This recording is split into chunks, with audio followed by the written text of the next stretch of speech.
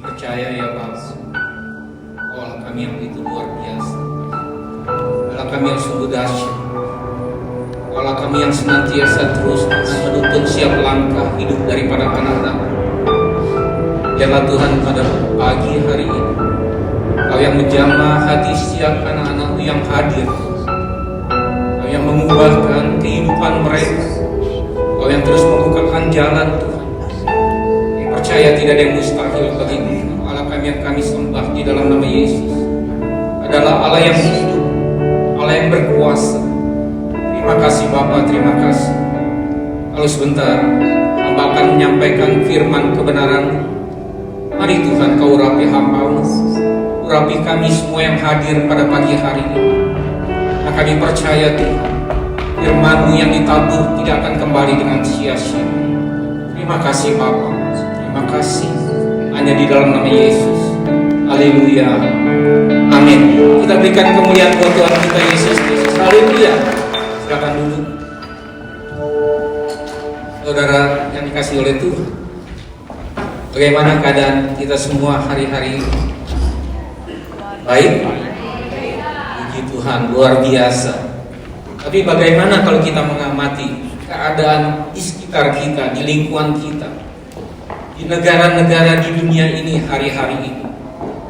Kalau kita sebagai anak-anak Tuhan, kita tidak melihat pandangan kita secara sempit dengan lingkungan di sekitar kita saja, tapi mari kita melihat keadaan yang tidak bertambah baik di akhir zaman ini.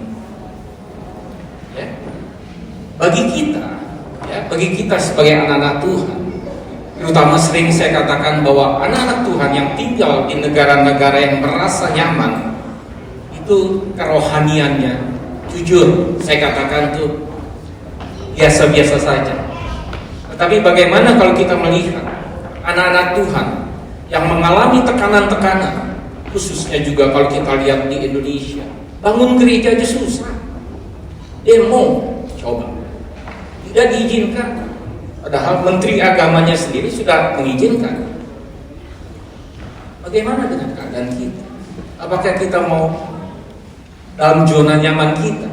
Apakah kita tidak berdoa syafaat untuk hal-hal seperti itu, sehingga banyak jiwa-jiwa yang dimenangkan untuk kerajaan Tuhan? Saya ingatkan bahwa hari-hari ini adalah hari-hari yang jahat, hari-hari yang paling jahat. Kita melihat keadaan di akhir zaman, orang semakin jahat, tidak peduli. Yang penting dua, ego kita. Itu yang diperlihatkan oleh setiap manusia di akhir zaman. Kita lihat aja. Coba kita lihat aja. Kita lihat di dalam 2 Timotius. Ini kita lihat, saya belum masuk ke inti khotbah saya. Kita lihat keadaan manusia di akhir zaman. 2 Timotius 3 ayat 1 sampai dengan 4. Ditampilkan atau saya bacakannya. Dikatakan di sini keadaan manusia pada akhir zaman. Ketahuilah bahwa pada hari-hari terakhir akan datang masa yang sukar. Ini kita sudah alami sebenarnya, ya. Cuman kita tidak berasa karena kita merasa ada di zona nyaman. Ya. Hari-hari ini jahat, ya. Keadaan sukar, ya. Resesi di mana-mana. Ya. Harga BBM di Indonesia naik, demo terus-terusan, tidak berhenti. Kalau kita lihat perkembangan hari-hari ini, padahal coba di Australia. Naik seberapapun tenang-tenang aja, ya. Hari ini berubah, 1 jam berubah, biasa-biasa. Coba di Indonesia digerakkan, ya. Kalau perlu pemerintah jatuh. Itulah yang dilakukan oleh manusia, segelintir manusia, ya, untuk kepentingan pribadi sendiri. Terus dikatakan di sini manusia akan mencintai dirinya sendiri dan menjadi hamba uang. Benar itu. Jadi hamba uang, cinta diri sendiri, masa bodoh, tetangga kita, lingkungan kita, keluarga kita. Yang penting saya senang, saya mendapat penghasilan yang banyak, biarin aja, yang lain sih gimana aja. Kan nggak begitu sebenarnya kita sebagai anak-anak Tuhan. Kita harus memberikan contoh yang baik, teladan, sehingga kita tidak menjadi batu sandungan, ya, bagi orang-orang khususnya yang belum mengenal Tuhan. Terus dikatakan apa lagi di sini? Ya. Mereka akan membual dan menyombongkan diri. Kita lihat, mereka akan menjadi pemfitnah. Mereka akan berontak terhadap orang tua dan tidak tahu berterima kasih dan tidak memperdulikan agama. Kita lihat, tidak memperdulikan agama. Kristen sih Kristen. Lahir baru mungkin dari nenek kita juga udah Kristen gitu kan. Tetapi apa yang kita harus lakukan di dalam ibadah kita? Apakah kita sungguh-sungguh beribadah? Apakah cuma mencari sesuatu di dalam ibadah? Kita bisa lihat. Ya, saya percaya kita semua. Ya, maaf, saya tidak menghakimi. Tetapi hari-hari ini saya juga sering berbicara pajak juga sering.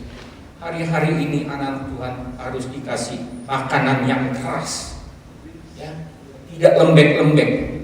Kalau dibilang anak-anak Tuhan dikasih makanan yang keras, berarti anak-anak Tuhan akan menjadi anak-anak yang dewasa.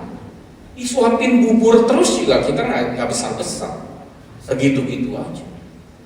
Oleh sebab itu mari kita belajar hari-hari ini, ya, kita melihat hal-hal di luar dari kehidupan zona nyaman kita. Tidak tahu mengasihi, tidak mau berdamai, suka menjelekkan orang, tidak dapat mengekang diri, garang, tidak suka yang baik, suka mengkhianat, tidak berpikir panjang, berlagak tahu, padahal tidak tahu. Itu yang sering dilakukan hari-hari ini. Kita sok tahu, tapi kita tidak tahu. Jujur, ya, kadang-kadang hamba Tuhan baru naik aja juga, lu lagi, bosen dah, kadang-kadang, ya. Tapi nggak apa-apa, lihat hamba Tuhan yang bosen, tapi firmannya jangan bosen, itu yang paling penting. Ya.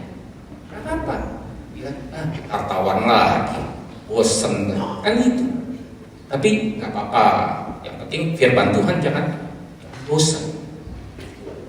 Terus dikatakan apa? Suka mengkhianat, tidak berpikir panjang, berlagak tahu, lebih menuruti hawa nafsu daripada menuruti Allah. Nah, inilah keadaan akhir zaman. Ya, saya tidak berbicara tentang akhir zaman, tapi saya mengingatkan kembali bahwa hari-hari ini adalah hari-hari yang jahat. Hari-hari ini juga Tuhan sedang mencurahkan Roh Kudus yang begitu luar biasa. Karena sebentar lagi, tidak lama lagi, Tuhan Yesus akan datang. Pencurahan Roh Kudus itu akan apa? Akan menginsafkan dunia, menginsafkan anak-anak Tuhan, terutama juga orang-orang yang belum mengenal Tuhan, agar dia boleh berbalik dari jalan-jalan yang tidak baik. Itu hari-hari ini yang Tuhan lakukan, pencurahan Roh Kudus, ya, yang begitu luar biasa. Oleh sebab itu kalau kita lihat keadaan, ya, tadi di akhir zaman manusia seperti apa, kita lihat di Indonesia. Saya percaya kita semua lahir di Indonesia, ya, mungkin ada yang di sini di Australia. Tapi kalau angkatan-angkatan saya, ya, Om Jack gitu, ya, mungkin ada juga ini. Kita lahir di Indonesia, kita lihat. Saya percaya setiap hari kita juga lihat YouTube, sosmed, ya, berita-berita di televisi. Bagaimana keadaan di Indonesia? Ya. Bagaimana jahatnya manusia di akhir zaman? Salah satu contoh, ya, polisi bisa nembak polisi anak buahnya, kan gitu. Ya. Baca nggak beritanya? Baca, jangan malu-malu. Kita perlu, anak-anak Tuhan juga perlu hal-hal seperti itu. Kita harus kita lihat untuk perbandingan. Ya, peristiwa Sambo. Ini lagi heboh di Indo, lagi heboh kasus Sambo. Polisi, nembak polisi, ya kan? Itu sungguh luar biasa. Siapa Sambo itu? Apakah bukan anak Tuhan? Anak Tuhan. Ya. Coba kita lihat, apakah tidak menjadi batu sandungan? Kalau anak Tuhan aja sudah berbuat begitu, menghilangkan nyawa orang dengan begitu mudahnya. Kita melihat kucing, kita pengen tendang aja, kita kasihan. Apalagi bagaimana dengan orang, nyawanya seperti tidak ada artinya. Hari-hari ini seperti itu. Nyawa manusia itu dianggap udah biasa. Dia anak Tuhan. Yang mati juga ditembak anak Tuhan. Kalau bukan dunia sudah berbalik-balik, dunia sudah semakin tidak karuan. Ini yang terjadi hari-hari ini. Bagaimana pelecehan terhadap anak-anak kecil di Indonesia? Bukan aja. Ya. Kita tidak tabu ya untuk kita sebagai anak-anak Tuhan. Hal-hal seperti itu kita harus tahu. Ini keadaan seperti itu. Oleh sebab itu mari kita belajar. Kita sebagai anak-anak Tuhan. Ya. Saya ingin ingatkan bahwa pagi hari ini saya ingin mengingatkan bahwa firman Tuhan. Saya diingatkan untuk kita boleh berbalik lagi, ya, berbalik dari keadaan kita seperti semua. Seperti Tuhan kasih kita yang mula-mula kepada kita, ya, pertobatan. Tuhan ingatkan berkali-kali saya ini tentang pertobatan. Pertobatan yang bagaimana? Kita bilang pertobatan yang sejati. Kita sering berkata, kalau dikatakan pertobatan, Tuhan, kan pertobatan itu buat orang-orang yang belum mengenal Tuhan, ya, supaya anak-anak yang belum mengenal Tuhan bertobat. Salah. Kita, saudara dan saya, setiap saat juga harus ada pertobatan baru. Selama kita masih ada di muka bumi, di dunia ini, kita masih dikasih nafas hidup, kita harus ada pertobatan. Ya. Saudara percaya, pada waktu saudara menerima baptisan, saudara pasti diarahkan. Ya. Sebelum dibaptis, saudara mengakui pengakuan dosa. Ya. Pertobatan. Tanpa pertobatan tidak ada pengampunan. Itu dikatakan seperti itu. Tidak ada pengampunan. Kalau kita tidak mau bertobat, Tuhan akan ngampunin kita. Kita masih terus ada di dalam belenggu dosa, di dalam ikatan dosa. Oleh sebab itu mari kita belajar, ya, kita belajar. Coba aja saudara, kalau ngikutin berita di NTT, ya, Nusa Tenggara, calon hamba Tuhan aja bisa dilecehkan. Beberapa calon hamba Tuhan, ya, khususnya hamba Tuhan perempuan, dia sekolah dilecehkan. Coba, di mana logika berpikir kita? Kalau hari-hari ini kita tidak masuk dekat dengan Tuhan, tidak masuk dengan pertobatan yang sejati. Kadang-kadang kita juga diingatkan, kita kalau baca firman juga, pada waktu firman menegur kita, ya, kita skip aja dah, cepat aja dah, baca dah, ya. Tapi kalau yang berkat, wah, kita ulang-ulang untuk baca firman, berkat Tuhan. Sering kita lakukan seperti ini. Justru Tuhan mengingatkan kepada kita, pada saat kita merenungkan firman Tuhan, baca firman Tuhan yang menegur kita, yang akan memberikan hukuman buat kita, itu kita harus lebih lagi berulang-ulang bacanya. Jangan berkat. Tidak salah, ya, untuk kita membaca berkat yang luar biasa. Memang itu Tuhan janjikan buat anak-anak Tuhan. Tapi anak-anak Tuhan yang bagaimana? Ialah anak-anak Tuhan yang setia. Ya. Oleh sebab itu, mari, ya, kita coba masuk di dalam pertobatan yang sejati. Ya. Di sini dikatakan apa sih makna pertobatan yang sesungguhnya? Pertobatan yang sungguh-sungguh. Mungkin saudara juga udah pasti lebih pintar dari saya, mungkin tahu lah, Pak, pertobatan itu ini. Tapi yang saya coba catat intinya saja ada 3. Kalau kita mau bertobat sungguh-sungguh, pertobatan yang sungguh-sungguh, dikatakan di sini 1, kita harus mengakui dosa kita. Itu tidak ada kata lain. Kita harus mengakui dosa kita. Ya. Apa yang kita lakukan? Kita lahir sampai sekarang ini, sampai nanti kita dipanggil pulang oleh Tuhan, ada suatu proses, ya, pasti ada suatu proses. Nah, bagaimana proses itu kita jalani? Kalau kita mau menerima benar-benar pengampunan yang sejati, pertobatan yang sejati, mari kita akui dosa kita. Jangan sungkan-sungkan. Kadang-kadang kan kita, biarin.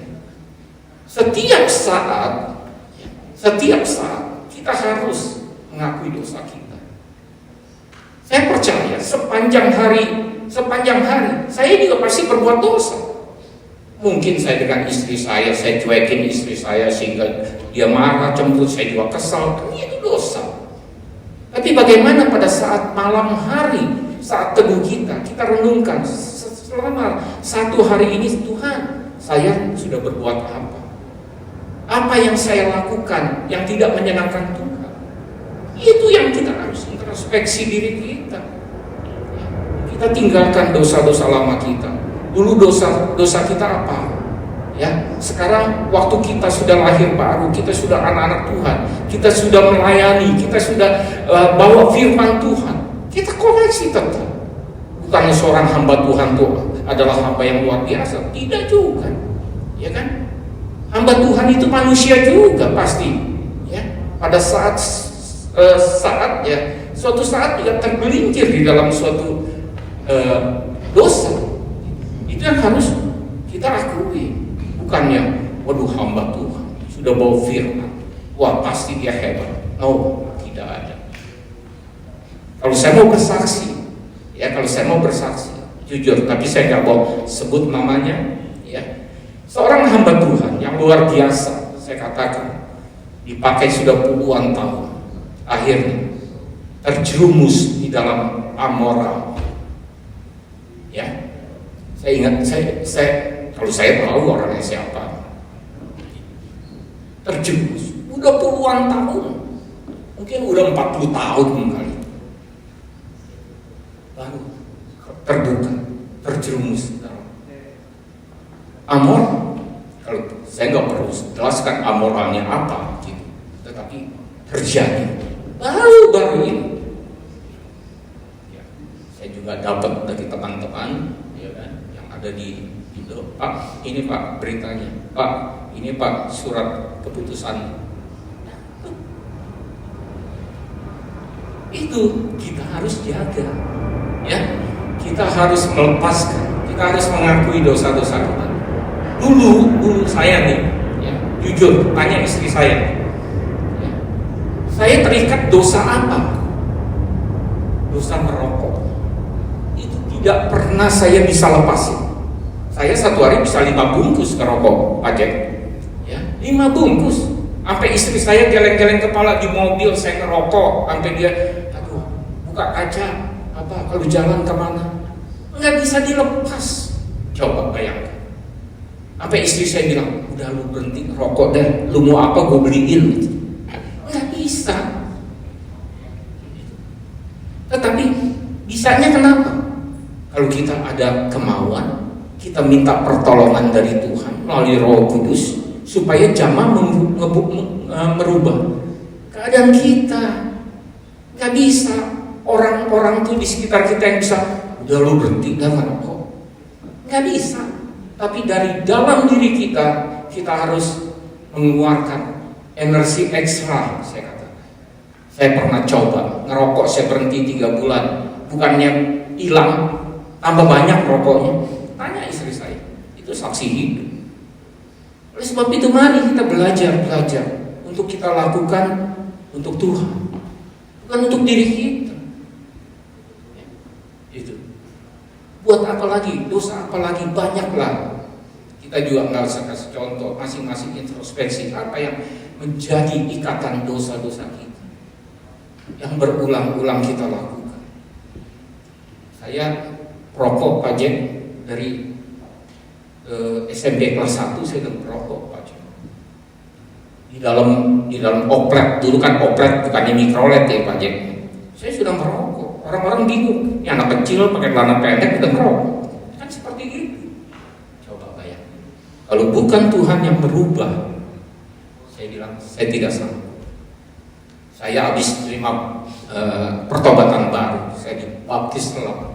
Saya sudah ke gereja yang baru. Keluar dari gereja yang cari apa? Rokok dulu, keluarin kantong, isap di pojok. Itu yang terjadi.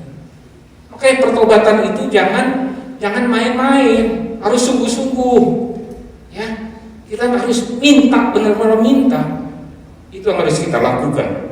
Yang kedua, ya kan, kita harus menolak dosa. Kadang-kadang kan sekarang dosa itu kan datang dengan gampangnya. Kita diiming-iming, ya, kita diperagakan. Coba, kalau zaman dulu kita masih kecil, kita ditakut-takutin. Awas tuh ada kolong wewe, ya Pak Jep ya. Awas tuh ada kuntilanak, serem katanya, rambutnya panjang, matanya melotot merah, katanya giginya bercaling. Ya dulu, ya kan. Tapi zaman now setannya beda, ya pakai ginju merah, ya kan, berdandan, lenggak-lenggok, ya. Kadang-kadang dia nggak itu apa beli bahan yang kurang bahannya, sehingga bahannya tuh agak sedikit-sedikit naik. Itulah, ya kan, kuntilanak setan-setan sekarang seperti itu menggodanya. Makanya banyak yang tergoda. Coba kalau seperti dulu, ya kita digoda oleh iblis seperti itu, ya kita nggak mau, kita lari ya. Ngapain? Ya rambutnya udah panjang, nggak pernah keramas nih, pasti baunya udah, waduh kemana-mana kan gitu. Ya. Oleh sebab itu mari kita belajar. Ya. Kita harus terus belajar. Jangan jenuh-jenuh kita untuk belajar firman Tuhan. Gitu. Ya. Yang ketiga dikatakan apa? Kita harus berbalik kepada Allah. Pada waktu kita menerima, ya, pertobatan yang baru, pada waktu kasih yang mula-mula itu ada di dalam kehidupan kita, kita terima. Kita rajin pasti mau bersekutu dengan Tuhan, baca Alkitab rajin, ya, persekutuan, mungkin satu minggu ada persekutuan, ngikut terus. Tapi kalau hari-hari ini, ya, keadaan kita jauh dari itu, mari kita kembali kepada kasih yang mula-mula. Tuhan tidak pernah menolak anak-anaknya yang mau sungguh-sungguh, ya, berbalik daripada kehidupan yang tidak baik. Ya, dikatakan lagi di sini, ya, kita melihat kalau pertobatan itu yang sungguh-sungguh bagaimana. Kita melihat kisah Daud, ya. Saya suka juga tuh Daud, ya. Daud adalah orang yang dikasihi Tuhan, yang dipilih oleh Tuhan. Tetapi dia juga orang yang berbuat dosa di hadapan Tuhan. Kenapa? Tuhan begitu mau mengampuni Daud. Bagaimana Tuhan mengasihi Daud lebih dari yang lain. Padahal kalau kita lihat dosanya, Daud luar biasa. Istri orang diambil, suaminya disuruh berperang di medan perang paling depan, terbunuh, segala sesuatunya. Tetapi Daud mempunyai hati yang terbuka. Pada waktu dia ditegur, ya, melalui Nabi Nathan, kalau salah ya, ditegur oleh Nabi Nathan, dia mengakui bahwa dia berbuat salah. Bagaimana dengan kita? Kalau kita sudah ditegur oleh Roh Kudus, kita ditegur, ya, dikonfirmasi oleh teman-teman kita, oleh hamba-hamba Tuhan, ya, apakah kita mau tetap tidak mau mengakui dosa kita, berbalik, sehingga Tuhan mau juga mengampuni kita, seperti Raja Daud, ya, Raja Daud akhirnya juga diberkati Tuhan. Di sini jangan salah, saudara, ya, bahwa Tuhan mengampuni kita, tetapi hukuman akan tetap berjalan, ya, seperti anaknya, ya, pada waktu dia berpuasa untuk supaya Tuhan mengasihi anaknya supaya jangan meninggal, akhirnya Tuhan juga ambil, ya. Tapi biarlah kita semuanya belajar bagaimana kita mengiring Tuhan dengan setia. Itu aja. Tuhan mau melihat kesetiaan, ya. Saya sering teringat gembala saudara Pak Jack sering bilang setia, berjaga-jaga. Saya terus terngiang-ngiang, karena apa? Berjaga-jaga itu hari-hari ini sangat penting. Kalau kita tidak berjaga-jaga, saya juga tidak bisa bayangkan apa yang akan terjadi pada kita kalau Tuhan Yesus manggil kita pulang. Apa yang terjadi? Sebenarnya tujuan hidup kita yang paling utama adalah nanti, bukan di sini, bukan di bumi, bukan. Nanti pada pada waktu kita dipanggil pulang. Apakah kita akan berada bersama-sama dengan Tuhan selama-lamanya atau tidak? Itu. Ya. Terus di sini dikatakan mari kita belajar, ya. Saya minta pertobatan yang sejati itu kita belajar dari firman Tuhan dari kota Niniwe, ya, Yunus. Ya. Bagaimana kota Niniwe itu akan dihancurkan, ya, oleh Tuhan. Ini sungguh luar biasa kalau saya melihat kota Niniwe ini. Ya. Coba kita buka aja. Cuma sekilas, ya, untuk Nahum 3, coba Nahum 3.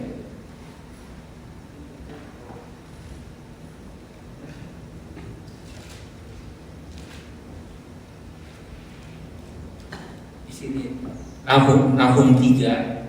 Saya nggak baca semuanya ya. Dari 1 sebenarnya sampai 10 kalau kita mau. Nahum 3 1 sampai 7 ya sebenarnya. Itu.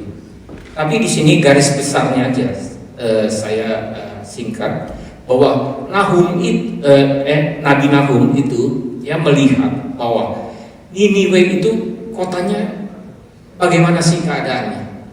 Ya di sini saya catat dikatakan kota Niniwe adalah kota pertumpahan darah. Ya, bunuh orang ya biasa aja. Ya, seperti yang terjadi sekarang ini. Ya, pertumpahan darah. Ya, seluruhnya dikatakan di Alkitab, coba saudara baca, ya, seluruhnya penduduknya itu dusta, semuanya pada berdusta, gak ada yang benar kata-katanya, semua berdusta, dikatakan seperti itu, sering merampas, merampok dan sebagainya, udah gak ada benarnya dari kota Niniwe. Ya. Terus dikatakan juga pembunuhan, peperangan, persundalan itu terjadi di kota Niniwe. Bayangkan, Tuhan tidak suka dengan hal seperti itu. Tapi pada waktu Tuhan mengutus Nabi Yunus, ya, untuk memberitakan bahwa 40 hari lagi kota Niniwe akan ditunggang balikan, akan dihancurkan oleh Tuhan. Tetapi saudara bisa lihat di mana pertobatan terjadi atas kota Niniwe. Tuhan mengasihi, ya, setiap orang-orang yang mau berbalik dari jalan-jalan yang tidak baik. Kota Niniwe kalau dilihat begini, ya pantas Tuhan mau menghancurkan. Tetapi coba kita lihat di Yunus, ya, di Yunus 3.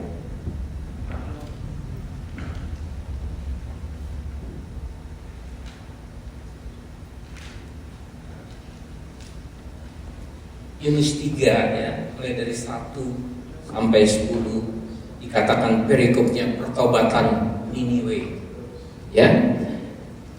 Yunus untuk kedua kalinya diingatkan untuk pergi ke kota Niniwe untuk mengingatkan, ya, rakyat, penduduk kota Niniwe itu untuk bertobat. Di sini yang saya ambil dari ayat 5 ya, singkat aja dikatakan di sini bahwa orang Niniwe percaya pada Allah. Nih perbedaannya. Orang Niniwe percaya pada Allah, tetapi perbuatannya tidak menyenangkan Allah. Itu seperti juga kita mungkin ada di antara kita. Ya. Kita ke gereja ya ke gereja, kita beribadah ya beribadah. Perpuluhan yang kita kasih, tapi perbuatan-perbuatan itu di luar itu kita semuanya tidak berkenan pada Allah, maka Allah juga murka. Ya. Dikatakan, lalu mereka mengumumkan puasa dan mereka baik orang dewasa maupun anak-anak mengenakan kain kabung. Setelah sampai kabar itu pada raja kota Niniwe, turunlah ia dari singgasananya, ditanggalkannya jubahnya, diselubungkannya kain kabung, lalu duduklah ia di abu. Lalu atas perintah raja dan para pembesarnya, orang memaklumkan dan mengatakan, di Niniwe demikian, manusia dan ternak lembu sapi dan kambing domba tidak boleh makan apa-apa, tidak boleh makan rumput dan tidak boleh minum air. Ini yang saya katakan pertobatan yang sungguh luar biasa. Ya. Apakah kita pada saat kita ditegur begitu, kita mau berpaling dari kehidupan lama kita, dari dosa-dosa kita, sehingga kita mengalami pertobatan yang sejati, pertobatan yang baru. Sehingga Tuhan melihat seperti itu, ya. Tuhan melihat seperti itu. Sampai di ayat 10 dikatakan, ketika Allah melihat perbuatan mereka itu, yakni bagaimana mereka berbalik dari tingkah lakunya yang jahat, maka menyesal Allah. Luar biasa. Allah aja bisa menyesal melihat pertobatan yang luar biasa. Begitu juga dengan kita. Kalau kita berbalik dari jalan-jalan jahat kita benar-benar bertobat sungguh-sungguh, ya, pasti Tuhan mengampuni dosa kita, memulihkan kehidupan kita. Semua ada jaminan yang luar biasa dari Tuhan. Oleh sebab itu, kalau saudara mau bandingkan, Pak, kok Sodom dan Gomora, kota yang begitu jahat juga, tidak dihancurkan oleh Tuhan? Tuhan tidak belas kasihan. Ya. Perbedaannya di mana? Kota Niniwe dengan Sodom dan Gomora, perbedaannya jauh sekali. Niniwe, orang-orangnya percaya pada Tuhan sebenarnya, tetapi tidak melakukan kehendak Tuhan. Apa yang Tuhan perintahkan, dianggap angin lalu lah, kalau kita bilang seperti itu. Tapi pada waktu Niniwe ditegur, ya, penduduknya berbalik. Bagaimana dengan Sodom dan Gomora? Ini kita jujur aja. Saya tidak menjelaskan bahwa kok diceritakan tentang Sodom dan Gomora, kota yang maksiat. Saya katakan maksiat. Kita perlu belajar tentang kota Sodom dan Gomora. Apa yang terjadi di Sodom dan Gomora? Jangan tabu kita untuk menerangkan tentang Sodom dan Gomora yang ada di Alkitab. Di Alkitab dicatat.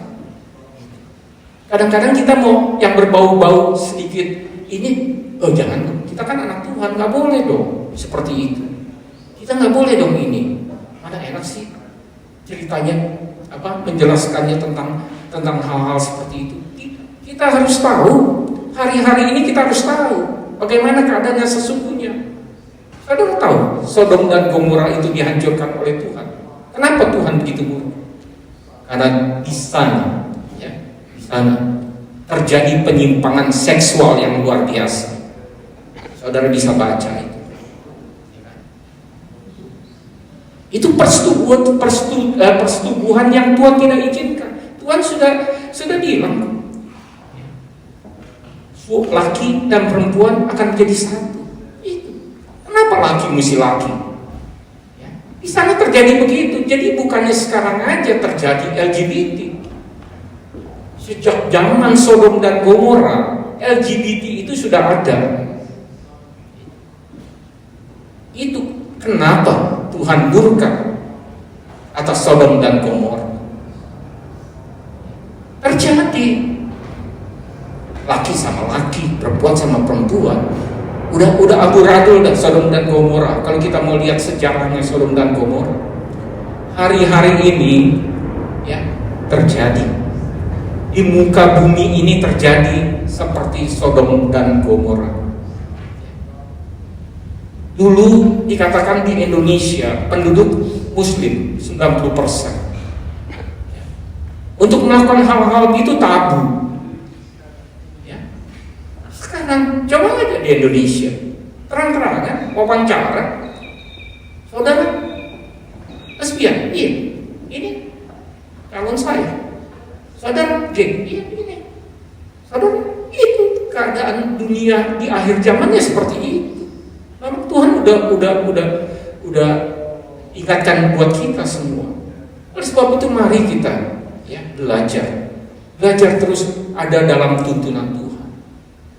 Ya. Saudara pikir, wah pasti yang begitu mah yang moralnya moralnya nggak bagus, ya, karakternya nggak bagus. Banyak hamba Tuhan seperti itu. Jangan dipikir, waduh, hamba Tuhan luar biasa. Tidak.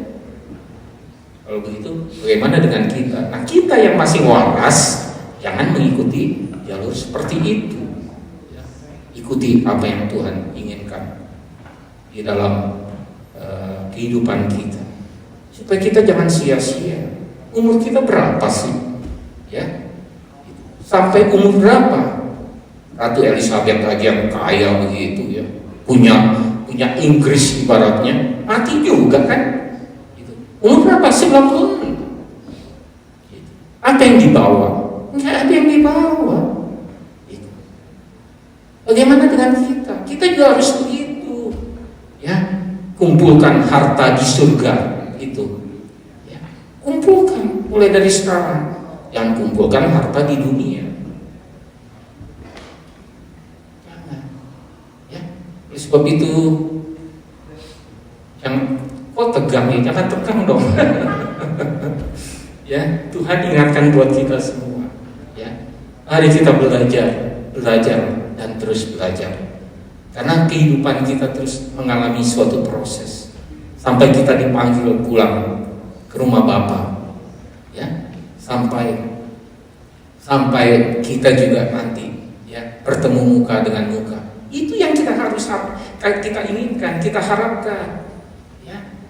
Ingat, saya ingatkan bahwa kita, ya, untuk masuk kerajaan surga itu nggak bisa bawa siapa-siapa. Ajek nggak bisa bawa Ibu Laning, nggak bisa. Tuhan, istri saya dong Ibu Laning aja, nggak bisa. Tuhan, anak saya dong, nggak bisa. Saya juga begitu, nggak bisa. Tuhan, Linda istri saya yang saya sayangi, jangan dong tinggalin situ, saya bawa, nggak bisa. Pertanggungan jawab kita masing-masing dengan Tuhan, pribadi lepas pribadi. Oleh sebab itu, masing-masing harus, ya, ikut Tuhan dengan sungguh-sungguh, jangan asal-asalan. Ya, ke gereja sih ke gereja lah, biarin dah. Soalnya calon suami gua, istri gua juga ke gereja. Kalau enggak, gua diputusin nih, nggak ngikut dah. Ya nggak apa-apa. Itu nanti gimana lagi aja, ya kan? Kalau nggak sungguh-sungguh juga, siapa yang mau marah? Paling ditegur sama Pak Jack, Om Jack, gitu. Ya kan? Jangan, kita benar harus sungguh-sungguh. Jangan melihat segala sesuatu motivasi di gereja. Oh iya, di gereja ini ada ini nih, ya kan? Gue bisa bisnis nih. Kalau di Indo kan kadang-kadang gereja yang banyak teman-teman yang orang-orang itu kan seperti itu. Deketin, lu bisnis apa? Gini. Oh iya, kan gitu. Jangan, ya.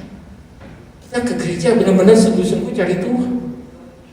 Kita sungguh-sungguh, biar supaya Tuhan juga disenangkan oleh kita. Pertobatan yang sungguh-sungguh. Saya cuma mau bersaksi terakhir, ya. Tentang ini juga saya pernah saksikan sebenarnya, ya. Pernah saya saksikan juga udah beberapa kali di kaum keluarga, di tempat ini. Saya ingat pada waktu orang tua saya, mama saya belum mengenal Tuhan, ya. Dia adalah, saya katakan, penyembah ilah lain yang luar biasa. Saya katakan, kenapa begitu? Karena kemanapun, ya, dia mencarinya hal-hal seperti itu. Untuk usaha, datang ke orang pintar, bukan kepada Tuhan, ke orang pintar, ya. Terus apalagi yang dia lakukan? Kemanapun dia minta kepada orang pintar. Tetapi itu begitu-begitu aja tuh. Kayak ya kagak, ibaratnya, ya, kayak kagak, ya, dimusuhin Tuhan ya iya, kan gitu, ya. Nah, yang luar biasa yang saya mengucap syukur sama Tuhan, bahwa pada terakhir mama saya dikasih sakit penyakit kanker. Saya bersyukur. Kalau enggak, ya, kalau tidak dikasih kanker, mama saya bertobat ya. Akhirnya mati kekal kan, ya, mati kekal selama-lamanya di neraka tentunya. Tapi pada waktu dikasih satu sakit penyakit, kita semua sebagai anak-anaknya minta dong pada Tuhan. Malah adik saya yang satu tuh yang bandel sekali tuh, dia bilang sama istrinya, karena dia dari Muslim kan, dia bilang, ya kalau mama sembuh, saya mau dibaptis, saya mau ngikut Tuhan. Begitu juga dengan istrinya, ya, saya mau. Terus sambil perjalanan hidup, mama saya semakin hari semakin lemah, tapi pada dasarnya dia sudah menerima Yesus, dibaptis juga sudah. Waktu itu dibaptis lahir baru bareng-bareng tuh saya, istri saya dan mama saya bertiga. Sejak dibaptis, ya, kita tahu lah, ya, mungkin Pak Gun juga tahu lah, kalau kita megang-megang jimat-jimat seperti itu, apa yang terjadi? Kita sering diserang oleh roh-roh yang seperti itu. Kita sering, mama saya sering tuh dimasukin dari jin mana kayak, sampai penunggu rumah aja bisa masukin ke mama saya tuh. Dia bisa silap, main duduk bersilat. Siapa nih? Raden. Bisa diajak dialog. Saya pun juga sering ngajak dialog dia. Gimana Den? Gue belum dikasih ayam sama lisok. Coba, setan aja bisa ngomong minta ayam, coba aja bayangin. Kalau setan suka ayam, kita nggak kebagian ayam loh. Ya kan, semua dimakan setan. Itu, dia duduk bersila di situ, dia minta. Coba, udah kenyang deh, udah. Gitu. Gimana sekarang? Ini bengkel sepi ini kan. Dulu kan orang tua saya buka bengkel, cukup besar juga. Gimana ya, bengkel sepi, lo tuh tenang aja. Ntar lo lihat nih, mobil yang di depan tuh gua kasih tabrakan jadi masuk ke bengkel lo. Kita tungguin, gak ada yang tabrak tuh, ya kan? Berhari-hari nggak ada tuh. Itulah tipu daya iblis. Ya. Pada waktu itu mama saya sering dimasukin kemasukan. Tapi pada waktu pertobatan yang sungguh-sungguh terjadi, iblis nggak bisa masuk. Saksi. Tanya Linda, tidak bisa masuk. Biasanya kalau dia ulang tahun, anaknya ulang tahun, cucunya ulang tahun, pasti baru diri aja udah jatuh kemasukan roh-roh seperti itu. Jadi terakhir pada waktu dia pertobatan yang sungguh-sungguh, ulang tahun, ada salah satu teman dari anak mama angkat dari adik saya. Dia berdiri di samping mama saya, dia cuma bilang, dalam nama Yesus, dalam nama Yesus. Iblis tidak bisa menyentuh, iblis tidak bisa masuk ke dalam tubuh yang sungguh-sungguh dilindungi oleh Tuhan. Bayangkan. Oleh sebab itu kita jangan takut, ya. Kita sebagai anak-anak Tuhan berjalan terus bersama Tuhan. Ya. Kalau saudara diingatkan akan dosa, minta ampun. Berjalanlah bersama Tuhan. Pasti ada suatu kemenangan yang luar biasa. Oleh sebab itu, saya minta buat kita semua, ya, buat saudara dan saya, harus kita lebih lagi introspeksi diri kita supaya pertobatan yang sejati itu ada di dalam kehidupan diri kita. Amin. Mari kita tundukkan kepala. Kami bersyukur pagi hari ini ya Bapa, Hamba sudah menyampaikan firman kebenaran-Mu. Biarlah Tuhan, firman-Mu yang Hamba tabur tidak akan kembali dengan sia-sia. Biar Roh Kudus yang terus memberikan lebih pengertian kepada setiap mereka yang mendengarkan firman-Mu pagi hari ini. Kami percaya Tuhan, Kau mengasihi jemaat Elohim, Kau mengasihi anak-anak-Mu yang Bapa. Biarlah Tuhan, kalau mereka Tuhan berjalan menyimpang ke kanan atau ke kiri, biar Roh Kudus yang menegur mereka, kuatkan kaki mereka, teguhkan mereka yang Bapa, sehingga di akhir zaman ini mereka boleh melihat kemuliaan demi kemuliaan yang Kau akan nyatakan di tengah kehidupan mereka. Berkati mereka semua yang berlimpah-limpah, khususnya juga buat hamba-Mu yang setia Pajek dengan Ibu Lani, anak mantu cucu-cucunya semua ada dalam pemeliharaan-Mu, ada dalam berkat-Mu yang tercurah atas kehidupan mereka. Berkati Tuhan jemaat Elohim yang ada, Dan kami percaya Engkau tidak sekali-sekali meninggalkan hamba-Mu ini ya Bapa. Terima kasih Bapa, hanya di dalam nama Yesus. Haleluya. Amin. Kita berikan kemuliaan buat Tuhan Yesus Kristus. Haleluya.